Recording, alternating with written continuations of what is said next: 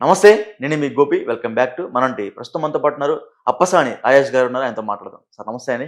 Sir నేను వైజాగ్‌లో జరిగిన ఏదైతే సభ ఉందో అంటే నరేంద్ర మోడీ గారు, అదేవిధంగా చంద్రబాబు గారు, పవన్ కళ్యాణ్ గారు అందరూ కలిసి సమావేశమై ఒక సభ అయితే ఏర్పాటు చేయడం జరిగింది. ఆంధ్రప్రదేశ్‌కి కొన్ని లక్షల కోట్ల రూపాయలైతే అభివృద్ధికి శాంక్షన్ చేయడం జరుగుతుంది. సో మీరు దీన్ని ఎలా చూస్తారు? వాస్తవంగా నిన్న సాయంత్రం తిరుపతిలో జరిగిన తొక్కిసలాట దుర్ఘటన వార్త విననంత వరకు కూడా ఆంధ్రప్రదేశ్ రాష్ట్రానికి సంక్రాంతి సంబరం ముందస్తుగా విచ్చేసింది అని చెప్పని ఫీల్ అయ్యాం అందరం కూడా. ఓకే. 5 సంవత్సరాలు జగన్మోహన్ రెడ్డి గారి పరిపాలన హయాంలో రాష్ట్రంలో సక్సెస్ఫుల్గా నడుస్తున్న పరిశ్రమలు బయటకు వెళ్ళటం విన్నాము. రాష్ట్రంలో ప్రతిపాదించబడ్డ పరిశ్రమలు బయటకు వెళ్ళిపోవటం విన్నాము తప్ప పలానా పెట్టుబడి పలానా పరిశ్రమ రాష్ట్రానికి గ్రౌండింగ్ అవుతుంది అన్న చెప్పుకోదగ్గ వార్తలు వినదలేదు. ఒక రకంగా రాష్ట్ర అభివృద్ధి స్తంభించిపోయింది. అటువంటి స్థితి నుంచి ఒకే రోజు 2,08,458 కోట్ల రూపాయల పెట్టుబడికి సంబంధించి కొన్ని హైవేలు, రైల్వే లైన్స్ వంటివి ప్రారంభోత్సవాలు, అలాగే కొన్ని పరిశ్రమలు, హైవేలు, రైల్వే లైన్లకు సంబంధించి శంకుస్థాపనలు నిన్న చోటు చేసుకోవటం అని అంటే 100కి 100 పాళ్ళు చాలా ఆహ్వానించదగ్గ పరిణామం. రాత్రి ఇదే అంశం గురించి నేను ఒక శాటిలైట్ ఛానల్లో లైవ్లో ఉన్నా. ఓకే. నాకు అప్పటికప్పుడు స్ఫురించింది. నిన్నటి తారీఖు జనవరి 8, 2025. 8/1/2025. అవును. టోటల్ 9 వస్తుంది. హ్మ్. మొత్తం ప్రారంభాలు కానీ శంకుస్థాపనలు కానీ కలుపుకున్న పెట్టుబడి 2,08,458 కోట్లు. అది కూడా టోటల్ 9 వస్తుంది.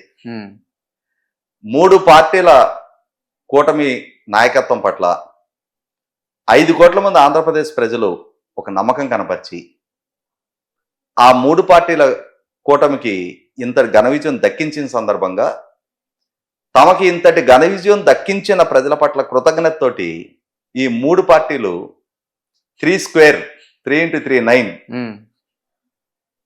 అంటే మాకు మీరు ఈ అధికారం దక్కించారు కాబట్టి మేము 3 ప్రయోజనం మీకు కల్పిస్తున్నాము అని చెప్పని ఓకే. నిన్న తేదీ ఆ పెట్టుబడుల సంఖ్య కూడా ఆ 9కి మ్యాచ్ అయ్యే విధంగా ఒక శుభసూచకంగా రాష్ట్ర అభివృద్ధి భవిష్యత్తులో ఏ దిశగా అడుగులు వేయబోతుంది అనేది దీని సంకేతంగా భావించవచ్చు అని చెప్పని నేను చెప్పడం జరిగింది శాటిలైట్ ఛానల్లో. ఓకే. వాస్తవంగా 2019 ఎన్నికల నాడు జగన్మోహన్ రెడ్డి గారు ఆనాడు రాష్ట్ర యువతకి చాలా అద్భుతమైన వాగ్దానాలు చేశారు. నాకు మెజార్టీ ఎంపీ స్థానాలు ఇవ్వండి, నేను కేంద్రంలో అధికారంలో ఎవరున్నా వాళ్ళ మెడల నుంచి ప్రత్యేక హోదా సాధిస్తా, ప్రత్యేక హోదా సాధించడం ద్వారా ప్రత్యేక హోదా ద్వారా ఇచ్చే వెసులుబాట్లతోటి ప్రపంచవ్యాప్తంగా ఉన్న పెట్టుబడిదారులు ఆంధ్రప్రదేశ్ రాష్ట్రానికి ఆకర్షితులై వచ్చి పెట్టుబడులు పెడతారు, 13 జిల్లాలని 13 హైదరాబాద్లుగా అభివృద్ధి చేస్తా, వలసలు లేని ఉపాధి కల్పిస్తా, జాబ్ క్యాలెండర్ రిలీజ్ చేస్తా, మెగా డిఎస్సి కండక్ట్ చేస్తా, ఇలా రకరకాల వాగ్దానాలు ఆయన యూనివర్సిటీలు కాలేజీల చుట్టూ తిరిగి యువబేరీ అని చెప్పిన సదస్సులు ఏర్పాటు చేసి యువతకు వాగ్దానం చేసిన నేపథ్యంలో యువత చాలా ప్రధానంగా ఆయన వెనక ర్యాలీ అయ్యారు. ఆయన మాటలతో ఆకర్షితులయ్యారు. యువత ర్యాలీ అయ్యారు అని అంటే ఆటోమేటిక్ వాళ్ళ కుటుంబాలు కూడా ర్యాలీ అవుతాయి. ఓకే. ఇప్పుడు ఒక యువకుడో యువతో నాకు పలానా నాయకుడి వల్ల భవిష్యత్తు దక్కుతుంది అని ఆకాంక్షిస్తుంటే సహజంగానే ఆ తల్లిదండ్రులకు కూడా మా అబ్బాయికి పలానా నాయకుడు అధికారంలోకి వస్తే భవిష్యత్తు దక్కడానికి ఆస్కారం ఉంది కాబట్టి ఆ నాయకుడిని గెలిపించుకోవాలనే ఆలోచన వాళ్ళలో కూడా కలుగుతుంది కదా. ఏ తల్లిదండ్రులు అయినా తమ బిడ్డల భవిష్యత్తు గురించి ఆలోచిస్తారు కదా. ఆ విధంగా ప్రభావితమై జగన్మోహన్ రెడ్డి గారిని గెలిపించారు. కానీ వాస్తవంగా జగన్మోహన్ రెడ్డి గారి పాలనా హయాంలో అభివృద్ధి చేయకపోగా విధ్వంసాన్ని పరిచయం చేశారు ఆయన. దాంతో యువత ఒక నైరాశ్యంలో మునిగిపోయారు. చాలా మంది పెడదోరణలు పడతా ఉన్నారు. మాదక ద్రవ్యాలు, గంజాయి లాంటి వాటికి బానిసలు అవుతా ఉన్నారు. నేర ప్రవృత్తి పెరిగిపోతా ఉంది. చాలా మంది ఉపాధి రీత్యా వలసలు వెళ్ళిపోతా ఉన్నారు. పిల్లలు వలస వెళ్ళటంతో గ్రామాల్లో పెద్దలు మాత్రమే మిగిలే పరిస్థితులు. చాలా గ్రామాలు ఇవాళ సీనియర్ సిటిజన్స్ తోటి కొనారిల్లిపోతా ఉన్నాయి.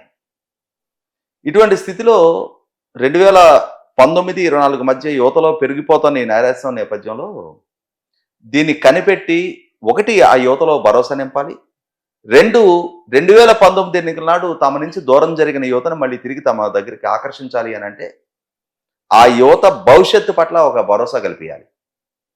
మాకు అధికారం దక్కితే మీ భవిష్యత్తు ఖచ్చితంగా మెరుగుపడే ప్రణాళికలు మా దగ్గర ఉన్నాయి, పరిశ్రమలు తీసుకొస్తాం, పెట్టుబడులు తీసుకొస్తాం, మీకు ఉపాధి కల్పన చేస్తాం, వలసలు లేని ఉపాధి కల్పిస్తాం, 20 లక్షల ఉద్యోగ కల్పన చేస్తామని చెప్పని ఎన్డీఏ కూటమి ఎన్నికలకు ముందు వాగ్దానం చేసింది యువతకి.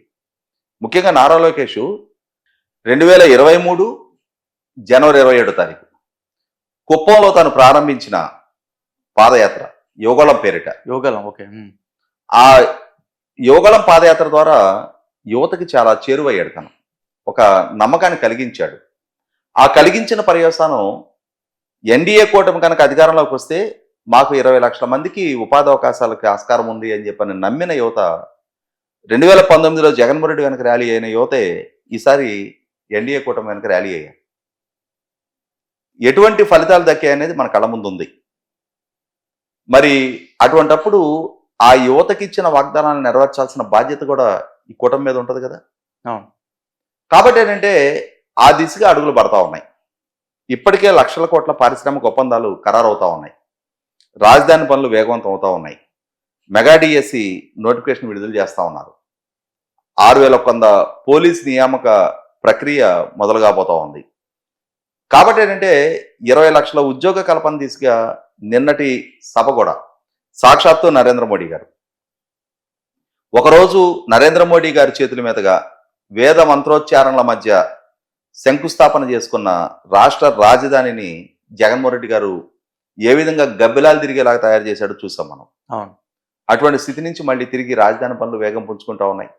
ఇరిగేషన్ ప్రాజెక్టులు, పోలవరం లాంటి జాతీయ ప్రాజెక్టు మళ్ళీ తిరిగి పనులు పునర్నిర్మాణం అనే అనాలి. ఎందుకంటే ఆయన నిర్మాణ ప్రక్రియను ఆపేశాడు, స్తంభింపజేశాడు జగన్మోహన్ రెడ్డి గారి పాలనా హయాంలో. మళ్ళీ తిరిగి పనులు వేగం పుంజుకుంటా ఉన్నాయి.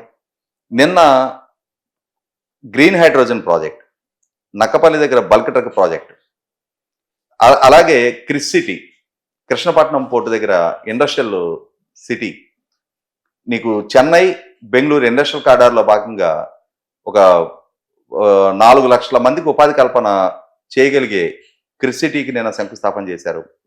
అలాగే national highways, railway lines, railway doubling పనులకి శంకుస్థాపన చేశారు, ప్రారంభోత్సవాలు చేశారు. ఖచ్చితంగా ఈ చొరవ అనేది 20 లక్షల ఉద్యోగ కల్పనకి మార్గం సుగమం చేస్తుంది. అంటే ఈ 2 లక్షల కోట్ల రూపాయల పెట్టుబడితోటే 20 లక్షల ఉద్యోగ కల్పన కాదు, ఆ దిశగా తొలి అడుగు ఇది. అలాగే రాష్ట్ర ఇన్ఫ్రాస్ట్రక్చర్ ముఖ చిత్రాన్ని కూడా మార్చడానికి ఆస్కారం సుగమం ఉంది. అదే సందర్భంలో రాష్ట్రం వైపు పెట్టుబడిదారులు రాష్ట్రం వైపు చూసే దృక్పథం కూడా మారుస్తుంది. కేంద్రం రాష్ట్రం కలిపి సమన్వయంగా ఇక్కడ పనిచేస్తూ ఉన్నాయి. ఒకే కూటమి రాష్ట్రంలో కేంద్రంలో పనిచేస్తూ ఉంది. ఒకే విధమైన ఆలోచన దృక్పథం కలిగిన ముఖ్యమంత్రి, ప్రధానమంత్రి సమన్వయంతో పనిచేస్తూ ఉన్నారు. అభివృద్ధి వాళ్ళ ఎజెండాగా పనిచేస్తూ ఉన్నారు. ఆ ప్రభుత్వాల పరంగా పారిశ్రామికవేత్తలకి సరైన సహాయ సహకారాలు అందిస్తూ ఉన్నారు. కావాల్సిన road connectivity, rail connectivity, port connectivity, air connectivity, power availability, human resources, land allocation, water availability, ఇవన్నీ అందుబాటులోకి తీసుకురావడం ద్వారా పారిశ్రామిక వర్గాలకు కావాల్సిన సహాయ సహకారాలు ఆ ప్రభుత్వాల వైపు నుంచి అందుతూ ఉన్నాయి అనే ఒక గుడ్ ఫీల్ గుడ్ ఫ్యాక్టరు ఇవాళ ఇండస్ట్రీ వర్గాల్లోకి పంపించగలుగుతున్నారు. దాంతో ఏమవుతుందంటే ఇప్పుడు గ్రౌండింగ్ అవుతున్న పరిశ్రమలే కాకుండా మరిన్ని పరిశ్రమలకు రావడానికి ఒక మార్గం సుగమవుతా ఉంది. ఖచ్చితంగా ఆంధ్రప్రదేశ్ రాష్ట్రం అనేది రాబోయే 2029 నాటికో 2034 నాటికో దేశంలో అభివృద్ధి చెందిన మిగిలిన రాష్ట్రాల సరసన తాను కూడా తలెత్తుకొని, ఎందుకంటే 2014లో ఉమ్మడి రాష్ట్రం నుంచి విభజన జరిగింది, లోటు బడ్జెట్తో రాష్ట్రం ఏర్పడింది, రాజధాని లేని స్థితిలో రాష్ట్రం ఏర్పడింది, కరెంటు కోతలతో సతమతమవుతున్న స్థితిలో రాష్ట్రం ఏర్పడింది, విద్యా వైద్యోపాధికి పక్క రాష్ట్రాల మీద ఆధారపడుతున్న స్థితిలో రాష్ట్రం ఏర్పడింది, రోడ్డు ఇన్ఫ్రాస్ట్రక్చర్ దారుణంగా దెబ్బతిన్న స్థితిలో రాష్ట్రం ఏర్పడింది, ఎయిర్ కనెక్టివిటీ కానీ పోర్ట్ కనెక్టివిటీ కానీ చాలా విస్తృత పరుచుకోవాల్సిన స్థితి. ఇటువంటి స్థితిలో ఏర్పడ్డ రాష్ట్రాన్ని ఇవాళ తిరిగి మిగిలిన రాష్ట్రాల సరసన తలెత్తుకొని నిలబెట్టే దిశగా పడుతున్న ఈ అడుగుల విషయంలో ఖచ్చితంగా నిన్న ఒక ఆహ్లాదకర వాతావరణంలో ఆంధ్రప్రదేశ్ పౌర సమాజం వీక్షించింది. ఎప్పుడో 2015 అక్టోబర్ 22వ తారీఖు విజయదశమి రోజు అమరావతి శంకుస్థాపన కార్యక్రమంలో నేను స్వయంగా పాల్గొన్నా. ఓకే. ఆ రోజు మనకి కూడా ఒక రాజధానిని సమకూర్చుకుంటా ఉన్నాం. తెలంగాణకు ఒక హైదరాబాద్ లాగా, కర్ణాటక ఒక బెంగళూరు లాగా, తమిళనాడుకు ఒక చెన్నై లాగా, ఆంధ్రప్రదేశ్కి కూడా ఒక సమగ్ర రాజధానికి మనం ఈరోజు శంకుస్థాపన చేసుకుంటూ ఉన్నామని ఎమోషన్ తోటి కొన్ని లక్షల మంది తమ ఇంటి పండగగా దాన్ని భావించారు ఆ రోజు.